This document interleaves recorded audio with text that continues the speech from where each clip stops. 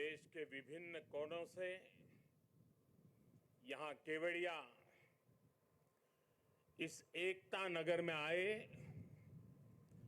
Police बल के साथी, एनसीसी के नौजवान,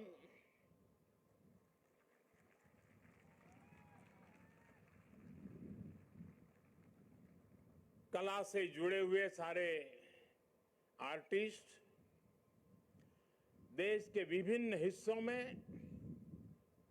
एकता दौड़ रन फॉर यूनिटी में शामिल हो रहे नागरिक भाई बहन, देश के सभी स्कूलों के छात्र छात्राएं,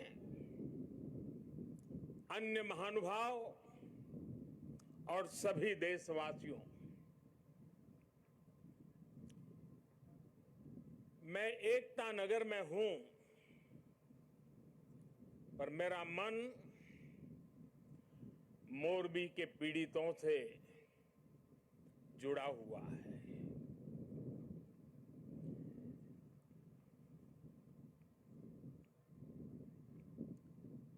शायद ही जीवन में बहुत कम ऐसी पीड़ा मैंने अनुभव की होगी। एक तरफ दर्द से भरा पीड़ित दिल है और दूसरी तरफ कर्म और कर्तव्य का पथ है। इस कर्तव्य पथ की जिम्मेवारी को लेते हुए मैं आपके बीच में हूं, लेकिन करुणा से भरा मन उन पीड़ित परिवारों के बीच में है। हादसे में जिन लोगों को अपना जीवन गंवाना पड़ा है, मैं उनके परिवारों के प्रति अपनी संवेदना व्यक्त करता हूं। दुख की इस घड़ी में सरकार हर तरह से पीड़ित परिवारों के साथ है। गुजरात सरकार पूरी शक्ति से कल शाम से ही राहत और बचाव कार्यों में जुटी हुई है। केंद्र सरकार की तरफ से भी राज्य सरकार को पूरी मदद दी जा रही है। बचाव कार्य में एनडीआरएफ की टीमों को लगाया गया है। सेना और वायुसेना भी राहत के काम में जुटी हुई है। जिन लोगों का अस्पताल में इलाज चल रहा है, वहां भी पूरी मुस्तैदी बरती जा रही है।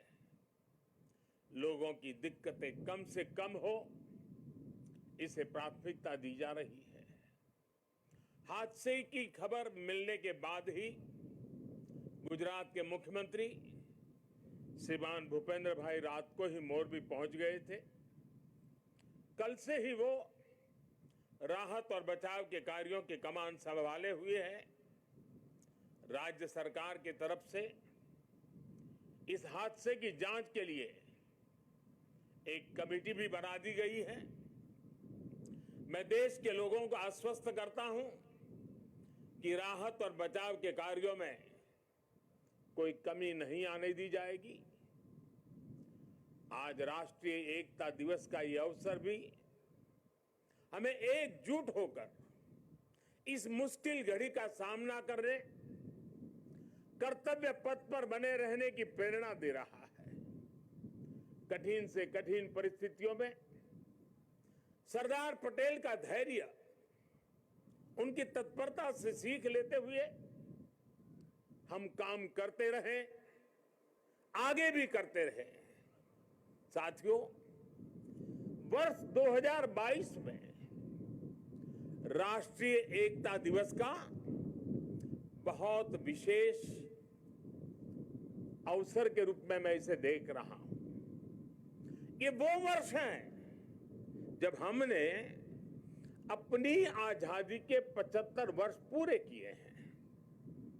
हम नए संकल्पों के साथ आगे बढ़ रहे हैं।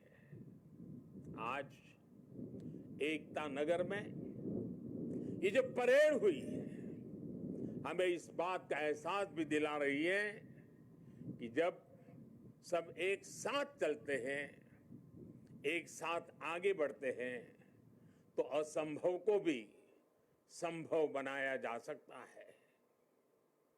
आज यहां देश भर से आए हुए कुछ कलाकार सांस्कृतिक कार्यक्रम भी करने वाले थे,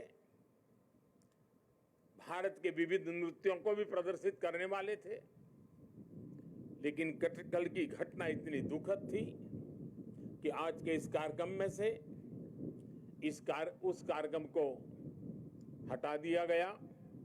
मैं उन सभी कलाकारों से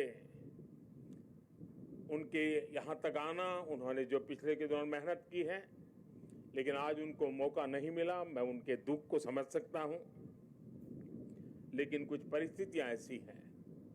साथियों, ये एकजुटता, ये अनुशासन परिवार, समाज, गांव, राज्य और देश हर स्तर पर आवश्यक है, और इसके दर्शन आज हम देश के कोने कोने में कर भी रहे हैं।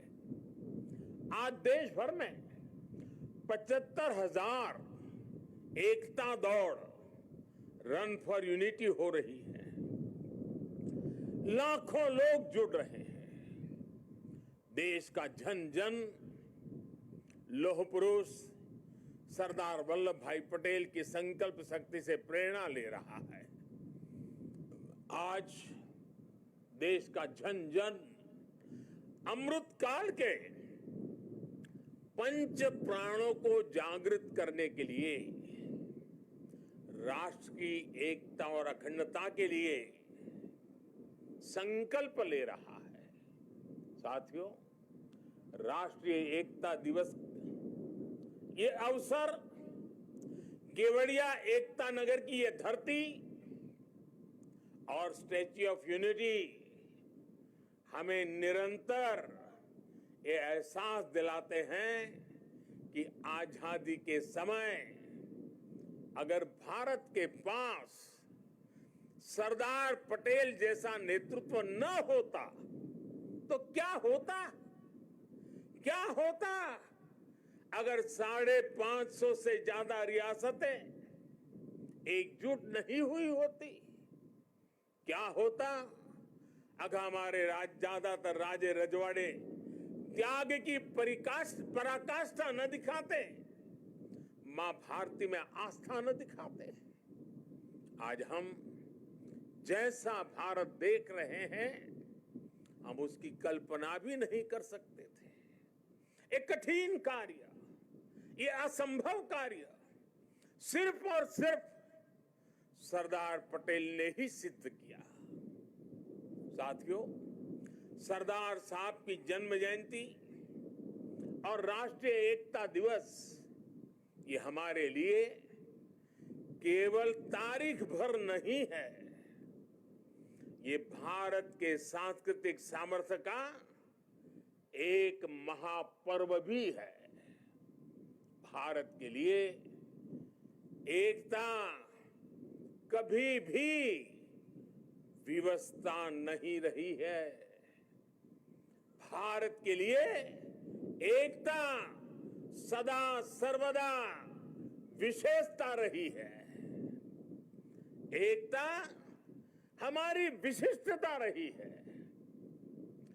एकता की भावना भारत के मानस में, हमारे अंतर्मन में कितनी रची बसी है, हमें अपनी इस खूबी का अक्सर एहसास नहीं होता है। कभी कभी ओझल हो जाती है, लेकिन आप देखिए, जब भी देश पर कोई प्राकृतिक आपदा आती है तो पूरा देश एक साथ खड़ा हो जाता है। आपदा उत्तर में हो या दक्षिण में, पूरब में हो या पश्चिमी हिस्से में, ये मायने नहीं रखती है। पूरा भारत एकजुट होकर सेवा, सहयोग और संवेदना के साथ खड़ा हो जाता है। कल ही देख लीजिए ना, मोरबी में हादसा हुआ, उसके बाद हर एक देशवासी हादसे का शिकार हुए लोगों की सुरक्षा के लिए प्रार्थना कर रहा है। स्थानीय लोग हादसे की जगह पर अस्पतालों में हर संभव मदद के लिए खुद आगे आ रहे हैं। यही तो एकजुटता की ताकत है। कोरोना का इतना बड़ा उदाहरण भी हमारे सामने है। ताली थाली की भावनात्मक एकजुटता से लेकर राशन, दवाई और वैक्सीन के सहयोग तक देश एक परिवार की तरह आगे बढ़ा। सीमा पर या सीमा के पार जब भारत की सेना शौर्य दिखाती है तो पूरे देश में एक जैसे जज्बात होते हैं, एक जैसा जज्बा होता है। जब ओलंपिक्स में भारत के युवा तिरंगे की शान बढ़ाते हैं तो पूरे देश में एक जैसा जश्न मनता है। जब देश क्रिकेट का मैच जीतता है तो देश में एक जैसा जुनून होता है। हमारे जश्न के सांस्कृतिक तौर तरीके अलग अलग होते हैं, लेकिन भावना एक जैसी ही होती है। देश की ये एकता, ये एकजुटता, एक दूसरे के लिए अपनापन ये बताता है कि एक राष्ट्र के रूप में भारत की जड़ें कितनी गहरी है। और साथियों, भारत की यही एकता हमारे दुश्मनों को खटकती है। आज से नहीं बल्कि सैकड़ों वर्षों पहले गुलामी के लंबे कालखंड में भी भारत की एकता हमारे दुश्मनों को चूपती रही है। इसलिए गुलामी के सैकड़ों वर्षों में हमारे देश में जितने भी विदेशी आक्रांता आए, उन्होंने भारत में विभेद पैदा करने के लिए हर मुमकिन कोशिश की। उन्होंने भारत को बांटने के लिए, भारत को तोड़ने के लिए सब कुछ किया। हम फिर भी उसका मुकाबला कर सके क्योंकि एकता का अमृत हमारे भीतर जीवंत धारा के रूप में बह रहा था। लेकिन वो कालखंड लंबा था। जो जहर उस दौर में घोला गया, उसका नुकसान देश आज भी भुगत रहा है। इसलिए ही हमने बंटवारा भी देखा और भारत के दुश्मनों को उसका फायदा उठाते भी देखा। इसलिए हमें आज बहुत सावधान भी रहना है। अतीत की तरह ही भारत के उत्कर्ष और उत्थान से परेशान होने वाली ताकतें आज भी मौजूद है। वो आज भी हमें तोड़ने की, हमें बांटने की हर कोशिश करती है। हमें जातियों के नाम पर लड़ाने के लिए तरह तरह के नैरेटिव गढ़े जाते हैं। प्रांतों के नाम पर हमें बांटने की कोशिश होती है। कभी एक भारतीय भाषा को दूसरी भारतीय भाषा का दुश्मन बनाने के लिए कैंपेन चलाए जाते हैं। इतिहास को भी इस तरह पेश किया जाता है ताकि देश के लोग जुड़े नहीं बल्कि एक दूसरे से दूर हो। और भाइयों बहनों, इसे एक और बात हमारे लिए ध्यान रखनी आवश्यक है। ये जरूरी नहीं है कि देश को कमजोर करने वाली ताकत हमेशा हमारे खुले दुश्मन के रूप में ही आए। कई बार ये ताकत गुलामी की मानसिकता के रूप में हमारे भीतर घर कर जाती है। कई बार ये ताकत हमारे व्यक्तिगत स्वार्थों के जरिए सेंधमारी करती है। कई बार ये तुष्टीकरण के रूप में, कभी परिवारवाद के रूप में, कभी लालच और भ्रष्टाचार के रूप में दरवाजे तक दस्तक दे देती है। जो देश को बांटती और कमजोर करती है। लेकिन हमें उन्हें जवाब देना होगा। हमें जवाब देना होगा भारत मां के एक संतान के रूप में। हमें जवाब देना होगा एक हिंदुस्तानी के रूप में। हमें एकजुट रहना होगा, एक साथ रहना होगा। विभेद के जहर का जवाब हमें एकता के इसी अमृत से देना है। यही नए भारत की ताकत है। साथियों, आज राष्ट्रीय एकता दिवस पर मैं सरदार साहब द्वारा हमें सौंपे दायित्व को फिर दोहराना चाहता हूं। उन्होंने हमें ये जिम्मेदारी भी दी थी कि हम देश की एकता को मजबूत करें। एक राष्ट्र के तौर पर देश को मजबूत करें। ये एकता तब मजबूत होगी जब हर नागरिक एक जैसे कर्तव्य बोध से ये जिम्मेदारी संभालेगा। आज देश इसी कर्तव्य बोध से सबका साथ, सबका विकास, सबका विश्वास और सबका प्रयास इस मंत्र को लेकर विकास के मार्ग पर आगे बढ़ रहा है। आज देश में हर कोने में, हर गांव में, हर वर्ग के लिए और हर व्यक्ति के लिए बिना भेदभाव के एक जैसी नीतियां पहुंच रही है। आज अगर गुजरात के सूरत में सामान्य मानवी को मुफ्त वैक्सीन लग रही है, तो अरुणाचल के सियांग में भी उतनी ही आसानी से मुफ्त वैक्सीन उपलब्ध है। आज अगर एम्स गोरखपुर में है, तो बिलासपुर, दरभंगा, गुवाहाटी और राजकोट समेत देश के दूसरे शहरों में भी है। आज एक और तमिलनाडु में डिफेंस कॉरिडोर बन रहा है, तो उत्तर प्रदेश में भी डिफेंस कॉरिडोर का काम तेजी से आगे बढ़ रहा है। आज नॉर्थ ईस्ट की किसी रसोई में खाना बन रहा हो या तमिलनाडु की किसी सम्मियल अरई में खाना बन रहा हो, भाषा भले अलग हो, भोजन भले अलग हो, लेकिन माताओं बहनों को धुएं से मुक्ति दिलाने वाला उज्ज्वला सिलेंडर हर जगह है। हमारी जो भी नीतियां हैं, सबकी नियत एक ही है, आखिरी पायदान पर खड़े व्यक्ति तक पहुंचना, उसे विकास की मुख्य धारा से जोड़ना। साथियों, हमारे देश के करोड़ों लोगों ने दशकों तक अपनी मौलिक जरूरतों के लिए भी लंबा इंतजार किया है। बुनियादी सुविधाओं के बीच की खाई जितनी कम होगी, उतनी ही एकता भी मजबूत होगी।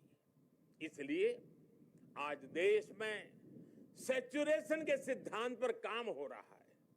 लक्ष्य ये कि हर योजना का लाभ हर लाभार्थी तक पहुंचे।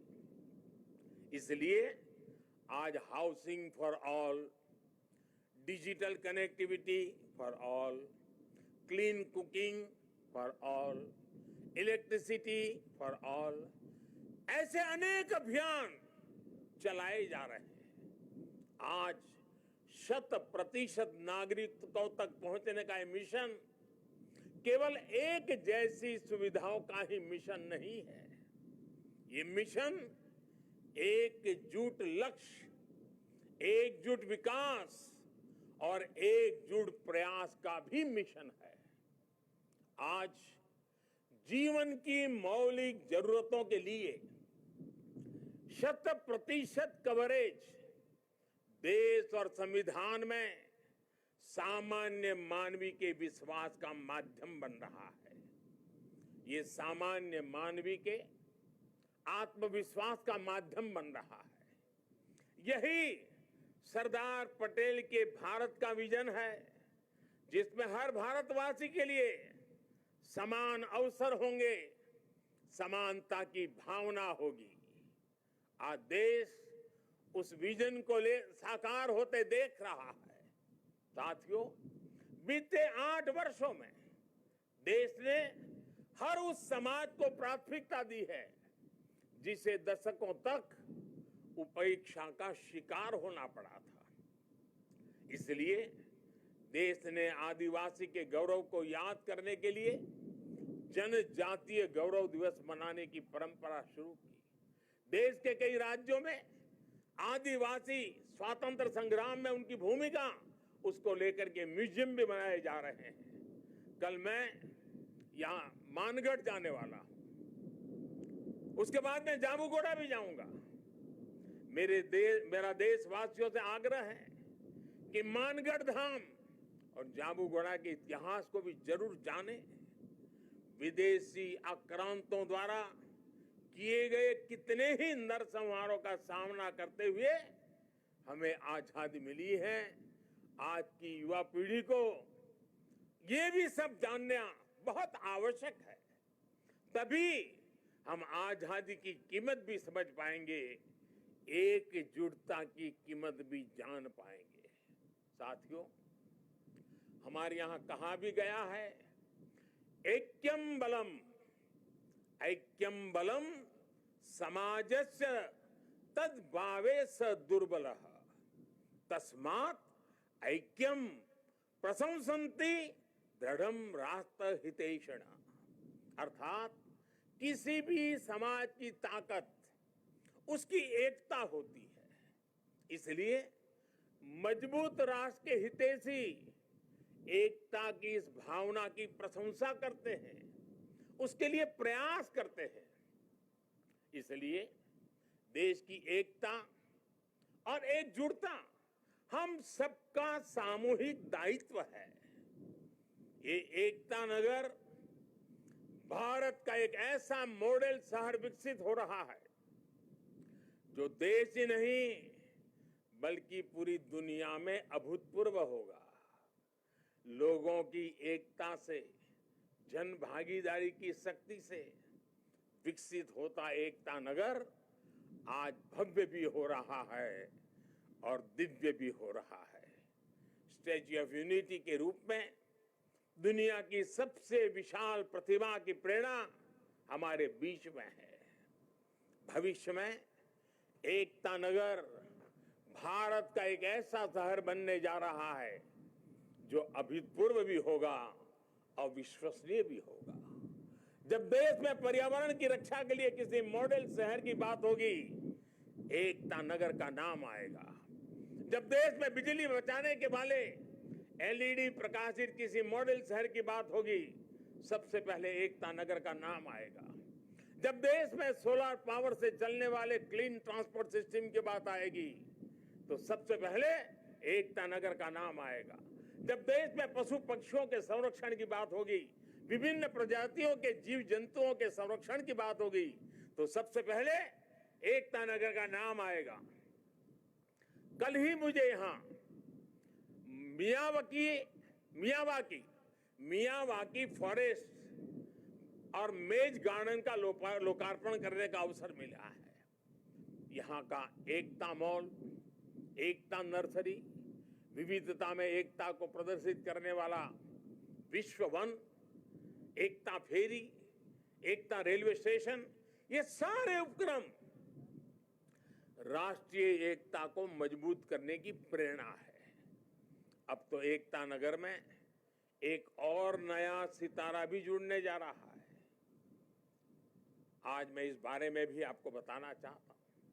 और अभी जब हम सरदार साहब को सुन रहे थे, उन्होंने जिस भावना को व्यक्त किया, उस भावना को उसमें प्रतिबिंब में हम कर रहे हैं। आजादी के बाद देश की एकता में सरदार साहब ने जो भूमिका निभाई थी, उसमें बहुत बड़ा सहयोग देश के राजा रजवाड़ों ने भी किया था। जिन राज परिवारों ने सदियों तक सत्ता संभाली, देश की एकता के लिए एक नई व्यवस्था में उन्होंने अपने अधिकारों को कर्तव्य भाव से समर्पित कर दिया। उनके इस योगदान की आजादी के बाद दशकों तक उपेक्षा हुई है। अब एकता नगर में उन राज परिवारों के, उन राज व्यवस्थाओं के त्याग को समर्पित एक म्यूजियम बनाया जाएगा। ये देश की एकता के लिए त्याग की परंपरा को नई पीढ़ियों तक पहुंचाएगा। और मैं गुजरात सरकार का भी आभारी हूं कि उन्होंने इस दिशा में काफी ग्राउंड वर्क पूरा किया है। मुझे विश्वास है सरदार साहब की प्रेरणा राष्ट्रीय एकता को मजबूत करने के लिए निरंतर हम सबका मार्गदर्शन करेगी। हम सब मिलकर सशक्त भारत का सपना पूरा करेंगे। इसी विश्वास के साथ मैं आप सबसे आग्रह करूंगा, मैं जब कहूंगा सरदार पटेल, आप 2 बार बोलेंगे, अमर रहे, अमर रहे। सरदार पटेल, सरदार पटेल, सरदार पटेल। भारत माता की, भारत माता की, भारत माता की। बहुत बहुत धन्यवाद।